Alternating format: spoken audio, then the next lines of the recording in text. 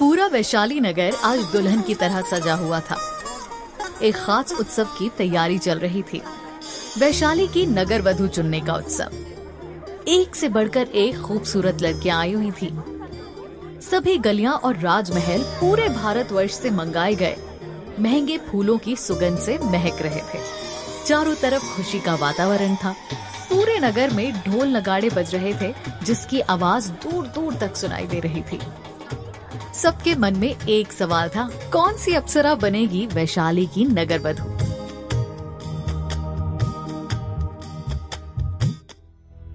पाँच 500 वर्ष पूर्व भारत जहाँ छोटे छोटे राज्यों में बटा हुआ था और उसमें अलग अलग राजाओं का राजपाट चलता था, वहीं बिहार के वैशाली नगर में राजा और मंत्रियों का चुनाव स्वयं जनता द्वारा किया जाता था। ये वो समय था जब पूरे भारत में मगध साम्राज्य तेजी से फैल रहा था, लेकिन वैशाली अभी उनके हाथों से बहुत दूर था। उसी वैशाली नगर में एक छोटे से घर में एक 16 साल की लड़की आम्रपाली भी अपने छोटे से घर में बैठकर तैयार हो रही थी। ढोल की आवाज सुनते ही उसका पूरा शरीर रोमांच से थिरक उठा, लेकिन उसका मन एक अजीब कश्मकश में था। कुछ गलत तो नहीं करने जा रही हूँ मैं? ये नहीं किया तो मेरे गुरु का अपमान हो जाएगा सबके सामने, और अगर इसे किया तो माँ को दिया वचन टूटेगा। हे महादेव, अगर कोई भूल हुई तो आप ही संभाल लेना। हिम्मत बांधते हुए आम्रपाली ने खुद से कहा। अपने लंबे सुंदर घने बालों पे फूल लगाने के बाद जैसे ही उसने काजल लगाने के लिए आईने में देखा, उसके हिरनी जैसे तीखे नैन आईने में चमक उठे। उसने पास ही पड़े घुंघरुओं को उठाकर पहना ही था कि तभी गुस्से में तमतमाते हुए उसके पिता महानमन उसके कमरे में आए। आम्रपाली चौंक गई। हैरान होकर आम्रपाली ने पूछा, पिताजी, आप युद्ध से वापस आ गए? महानमन उसके सामने खड़े हो गए। उनकी आंखों से अंगारे बरस रहे थे। उन्होंने गुस्से में कहा, हाँ, आ गया हूँ मैं वापस, और अब तुम कहीं नहीं जाओगी। इतना कहकर महानमन ने जोर से बाहर का दरवाजा बंद कर उस पर ताला लगा दिया। आम्रपाली इससे पहले कुछ कह पाती या विरोध कर पाती, वो कमरे में कैद थी। आम्रपाली दरवाजे को जोर जोर से पीटते हुए अपने पिता से विनती करने लगी, पिताजी, दरवाजा खोल दीजिए, मुझे जाने दीजिए। ये दरवाजा नहीं खुलेगा आम्रपाली, तुम मेरे साथ इतना बड़ा धोखा करोगी, मैंने कभी सोचा भी नहीं था। महानमन ने अपनी बेटी को पहले ऐसे कभी नहीं डांटा था। आम्रपाली ने रोते हुए कहा, पिताजी, आपको मुझे जो सजा देनी है बाद में दे देना, लेकिन अभी मेरा राजमहल पहुंचना बहुत जरूरी है। मुझे नृत्य उत्सव में भाग लेना ही होगा। जब तक उत्सव खत्म नहीं हो जाता ये दरवाजा नहीं खुलेगा, और ना ही तुम नृत्य उत्सव में भाग लोगी। महानमन आम्रपाली की जिद के आगे झुकने वाले नहीं थे। पिताजी, मेरा विश्वास कीजिए, मेरा नृत्य प्रतियोगिता में भाग लेने का कोई मन नहीं है, लेकिन मैं मजबूर हूँ। अगर मैं समय पर राजमहल नहीं पहुंची तो आपके मित्र और वैशाली के नृत्य आचार्य कुमार भट्ट की मर्यादा मिट्टी में मिल जाएगी। मुझे बस अभी अभी पता चला है कि उन्होंने अपनी जिस शिष्य को इस प्रतियोगिता के लिए वर्षों से तैयार किया था, वो अचानक ही गायब हो गई है। आम्रपाली ने महानमन को मनाने की कोशिश की, लेकिन महानमन उसकी सुनने नहीं वाले थे। वो गायब है तो क्या तुम नाचोगी भरी सभा में? जानती भी हो क्या होगा उसका नतीजा। महानमन अपनी बेटी का जवाब सुनने नहीं रुके, क्योंकि वो जानते थे कि अगर वैशाली नगर के लोगों की नजर आम्रपाली पर पड़ी तो वो हो जाएगा जिससे बचपन से ही महानमन ने अपनी बेटी को बचाने की कोशिश की थी। महानमन बहुत क्रोध में थे। उन्होंने आम्रपाली की एक न सुनी और वहाँ से चले गए। आम के बगीचे में पहुंच महानमन ने जैसे ही एक आम के पेड़ पर झूला देखा, उनकी आंखों से आंसू बहने लगे। खुद को कोसते हुए महानमन बोले, इसी बगीचे में तुम्हारा जन्म हुआ था मेरी बच्ची। इतने साल मैंने तुम्हें इस दुनिया की बुरी नजर से छुपा के रखा, लेकिन चाहकर भी मैं तुम्हें नृत्य से दूर न रख पाया, और अब यही नृत्य तुम्हारी बदकिस्मती बन जाएगा। काश अभी मेरे मित्र और तुम्हारे गुरु कुमार भट्ट तुम्हें समझा पाते। आम्रपाली महानमन की इकलौती पुत्री थी। वो एक साधारण सैनिक थे। नगर सेवा करते हुए अपनी पुत्री की देखभाल और निगरानी नहीं कर पा रहे थे, इसीलिए उन्होंने 5 साल की आम्रपाली को अपने भाई समान मित्र कुमार भट्ट और उनकी पत्नी अम्बा को देखरेख के लिए सौंप दिया था। जिस तरह घटता हुआ चंद्रमा अपनी 16 कलाओं को अपनाता हुआ धीरे धीरे बढ़ता है, ठीक उसी तरह आम्रपाली का यौवन और सौंदर्य भी हर साल पहले की तुलना में बढ़ता ही जा रहा था, जो महानमन के साथ साथ कुमार भट्ट और अम्बे की चिंता का कारण भी था। और आज वही होने वाला था जिसका उन्हें डर था। इधर आम्रपाली अपने कमरे में आंसू बहा रही थी कि तभी उसने दरवाजे पर हलचल सुनी। उसने मन में सोचा, मैं जानती थी पिताजी अपना फैसला बदल देंगे, आखिर उनके मित्र के सम्मान का सवाल है। तभी दरवाजा खुला और आम्रपाली के चेहरे पर हैरानी थी। हर्षदेव, तुम? आम्रपाली ने पूछा।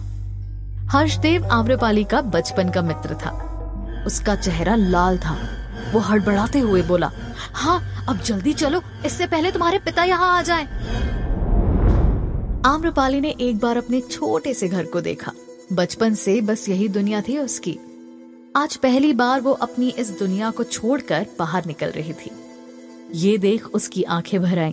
उसने हर्षदेव की तरफ देख के पूछा, मैं पिताजी को धोखा तो नहीं दे रही हर्षदेव?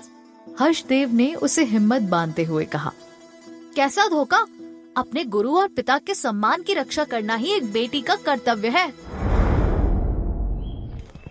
सर पे घूंघट डाले आम्रपाली और हर्षदेव तेज कदमों से भागते हुए वैशाली नगर के बाजार से गुजर ही रहे थे कि तभी आम्रपाली का घूंघट सरक कर जमीन पर गिर गया।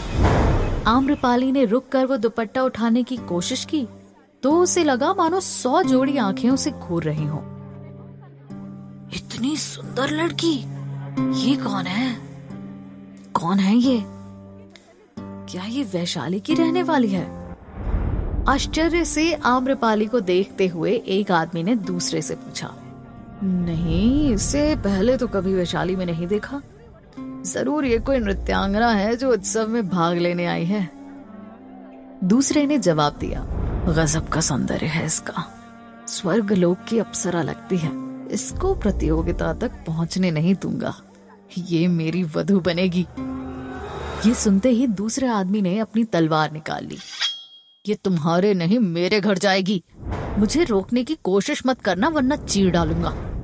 इससे पहले कि आम्रपाली और हर्षदेव कुछ समझ सकते, उस बाजार में ऐसी 50 तलवारें उठ गईं और लोग आम्रपाली को अपने अपने घर ले जाने के लिए लड़ने लगे। इसी चीज से महानमन और उनके मित्र कुमार भट्ट आम्रपाली को बचपन से बचाना चाहते थे। वैशाली नगर में सुंदर लड़की को अपने घर की वधू बनाने के लिए लोग आपस में लड़ मिटते थे और इसीलिए बनी थी वैशाली में नगर वधू की प्रथा, ताकि नगर की सबसे सुंदर लड़की किसी एक की नहीं बल्कि पूरे नगर की वधू बन जाए। आम्रपाली भी नगर वधू के लिए होने वाली नृत्य प्रतियोगिता में भाग लेने जा रही थी, लेकिन इस बात से अनजान थी कि आखिर नगर वधू की प्रथा बनी क्यों थी। फिलहाल वो और हर्षदेव वहाँ से निकलने की कोशिश कर रहे थे कि तभी वैशाली राजमहल के सैनिक ने वहाँ आकर आम्रपाली और हर्षदेव को लड़ने वालों की कैद से आजाद कराया। प्रमुख सैनिक ने आम्रपाली से पूछा, कौन हो तुम? मैं आम्रपाली हूँ, कुमार भट्ट की पुत्री, और मेरा इस वक्त राजमहल पहुँचना बहुत जरूरी है। आम्रपाली ने उत्तर दिया, ठीक है, हम तुम्हें राजमहल तक ले चलते हैं। सैनिक ने आम्रपाली से कहा और वो आम्रपाली और हर्षदेव को सुरक्षित राजमहल तक लेकर जाते हैं। आम्रपाली और हर्षदेव इस बात से अनजान थे कि कोई है जो छिप छिप कर उन दोनों की हर हरकत पर नजर रखे हुए है। चेहरे पर नकाब लिए हुए वो इंसान कोने में जाता है। यही लड़की आम्रपाली को बनना पड़ेगा वैशाली की अगली नगर वधू, और फिर ये वैशाली नगर भी मेरे कब्जे में होगा। अपने चेहरे का नकाब हटाते हुए उस व्यक्ति ने अट्टहास किया।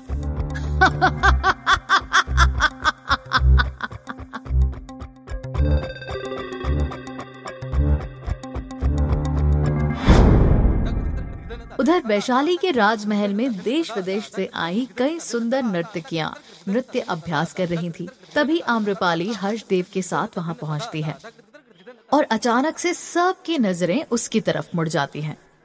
ये किस राज की नर्तकी है? इसके बारे में तो किसी ने पहले नहीं बताया।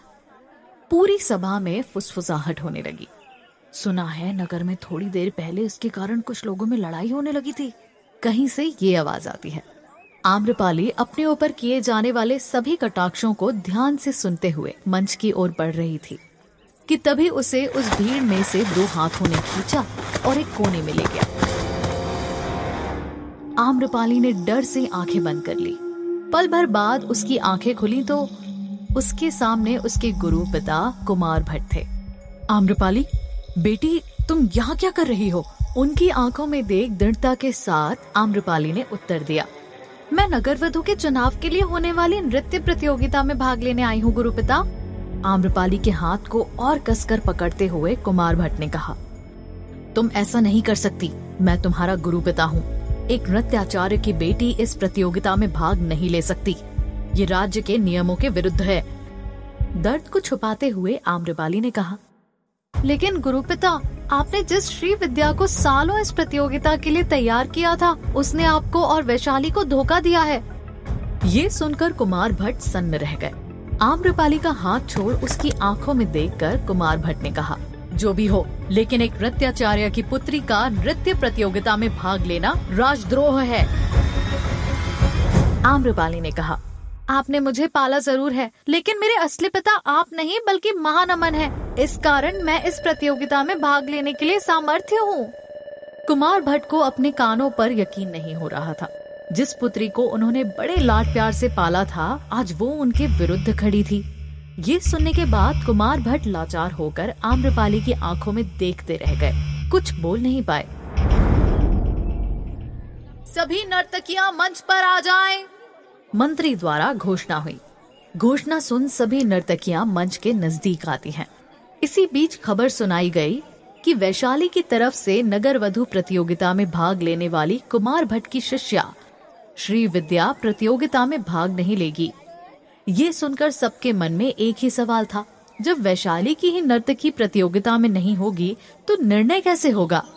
मंत्री ने राजा से कहा, महाराज, अब कौन करेगा वैशाली का प्रतिनिधित्व? और तभी आम्रपाली, जो कुमार भट्ट की आंखों में देख रही थी, रुकिए, ये बोलकर वो मंच पर आती है। मैं आम्रपाली वैशाली नगर का प्रतिनिधित्व करूंगी। सब हैरानी से आम्रपाली की तरफ देखने लगे। ये वैशाली का प्रतिनिधित्व करेगी? आखिर ये है कौन? राजमहल में संशय की स्थिति थी। कोई नहीं जानता था कि ये लड़की कौन है जो वैशाली का प्रतिनिधित्व करना चाहती है। मंत्री ने कहा, देवी, आपका परिचय? मैं आम्रपाली सैनिक महानमन की पुत्री हूँ और कुमार भट्ट मेरे दत्तक पिता है। पूरी सभा हैरान थी। एक नर्तकी ने विरोध करते हुए कहा, नृत्याचार्य की बेटी इस प्रतियोगिता में भाग कैसे ले सकती है? ये नियम के विरुद्ध है। एक नर्तकी ने विरोध करते हुए कहा। मंत्री ने कहा, देवी, आपने सुना नहीं, आम्रपाली कुमार भट्ट की अपनी पुत्री नहीं है, इसलिए वो इस प्रतियोगिता में भाग ले सकती है। नगर सभासदों द्वारा आम्रपाली को नृत्य प्रतियोगिता में भाग लेने की अनुमति दी जाती है और उसे राजमहल में विश्राम करने भेज दिया जाता है। राजमहल के भीतर बढ़ते हुए आम्रपाली को कुछ याद आता है। उसके कदम यकायक रुक जाते हैं। राज्य मंत्री उसकी तरफ देखते हुए बोले, क्या हुआ देवी, कोई परेशानी है? आम्रपाली ने बहुत ही आदर के साथ कहा, मैं पूर्व नगरवधु श्री मालू से मिलना चाहती हूँ। उसकी मांग सुनकर मंत्री हैरान था। देवी, ये संभव नहीं है। प्रतियोगिता से पहले नगरवधु से नहीं मिल सकती आप। आम्रपाली ने जोर देते हुए कहा, बस एक बार मुझे उनसे मिलने दीजिए। मंत्री आम्रपाली की बात मान जाता है। आम्रपाली को श्री मालू के कमरे में लेके जाया जाता है। आम्रपाली धीमे धीमे कदमों से उस कमरे की तरफ बढ़ रही थी, उस इंसान से मिलने जिसने साल भर पहले उसका मजाक उड़ाया था, जिसने उसके स्वाभिमान को ठेस पहुंचाई थी। वो उस कमरे के द्वार पे आकर एक पल के लिए रुकी, जैसे कि वो खुद को इस पल के लिए तैयार कर रही हो। ये कक्ष वैशाली नगर की वधू का था, जिसकी एक झलक पाने के लिए मर्द अपना सब कुछ न्यौछावर करने को तैयार थे। आम्रपाली दरवाजे को धीमे से अंदर ढकेलते हुए कक्ष में प्रवेश करती है। सामने वैशाली नगर की सबसे खूबसूरत, सबके दिलों को जीतने वाली, अप्रतिम सुंदरता की प्रतिमा वैशाली की नगरवधू श्री मालू बैठी थी। उसका मुख थोड़ा मुरझाया हुआ सा लग रहा था, जैसे कि किसी ने उससे कोई सबसे प्यारी वस्तु छीन ली हो। कौन हो तुम? श्री मालू ने आम्रपाली की तरफ देखते हुए पूछा। आम्रपाली ने श्री मालू की तरफ आत्मविश्वास से भरी आंखों से देखते हुए कहा, जी मैं आम्रपाली हूँ, महानमन की पुत्री। श्री मालू ने आम्रपाली को ऊपर से नीचे तक नजर डालते हुए कहा, अच्छा तो तुम ही हो वो आम्रपाली जिसके लिए लोग लड़ रहे थे, वैशाली की होने वाली नगरवधू। याद है मैं 1 साल पहले जब आप मेरे गुरु से मिलने उनके घर आई थी, आपसे मिली थी, तब आपने क्या कहा था? श्री मालू सोच में पड़ गई। उसका रोज इतने सारे लोगों से मिलना हुआ था कि किसी की बात तो दूर, उसे शक्ल तक याद नहीं रहती थी। मैंने साल भर पहले आपको गुरु पिता के घर देखा था। आपकी सुंदरता, आपके ठाट, आपकी साज सज्जा को देखकर मेरे जैसी भोली लड़की ने आपसे नगरवधू बनने की इच्छा जताई थी। तब आपने मेरे रूप, मेरे व्यवहार, मेरे साज श्रृंगार, मेरी बुद्धिमत्ता पे प्रश्न उठाए थे। कहा था मुझ जैसी साधारण लड़की नगरवधू नहीं बन सकती। मगर देखिए ना, आज लोग मुझसे अपनी नजरें ही नहीं हटा पा रहे हैं। श्री मालू ने हंसते हुए पूछा, तो तुम मेरे किए हुए उस अपमान का बदला लेने आई हो? नहीं, बस इस बार अपने गुरु को अपमान से बचाने आई हूँ। सोचा एक बार आपसे भी मिलकर कह दूं कि हर साधारण दिखने वाली चीज बेकार नहीं होती। नगरवधू श्री मालू जोर जोर से हंसने लगी। मैंने दुनिया देखी है आम्रपाली, तुम भोली हो।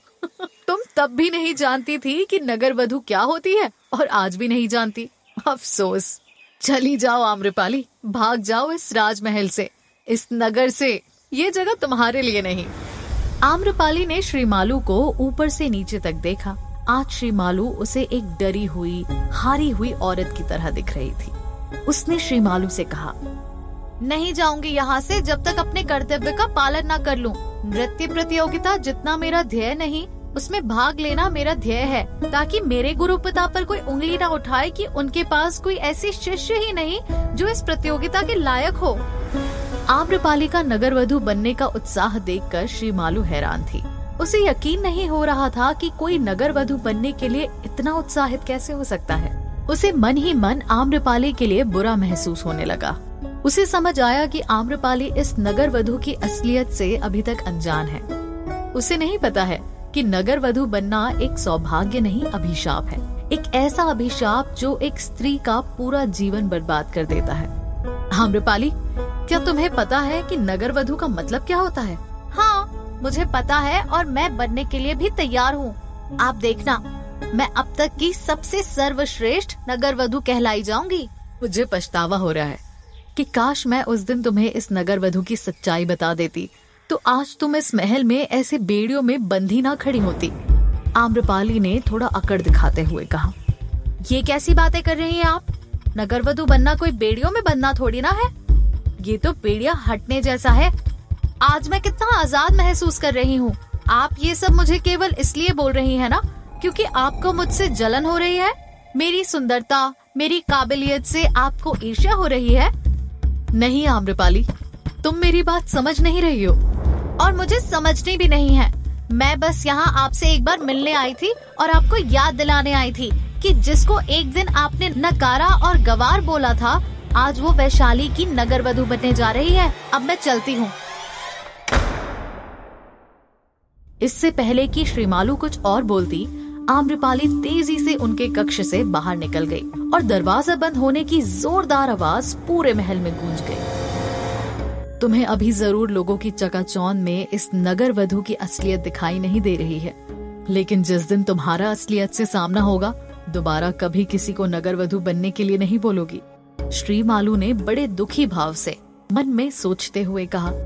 आम्रपाली अभी नगरवधू के कमरे से निकली ही थी कि उसने एक नवयुवक को अंदर जाते हुए देखा। इतना सुंदर नवयुवक उसने पहले कभी नहीं देखा था। उसे जानने की उत्सुकता हुई कि आखिर ये है कौन।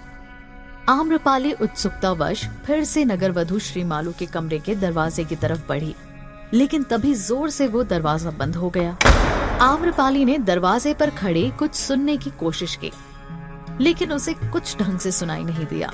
उसने उस कक्ष की तरफ बनी एक खिड़की से अंदर झांकने की कोशिश की तो उसे कुछ ऐसा दिखाई दिया कि उसके होश उड़ गए।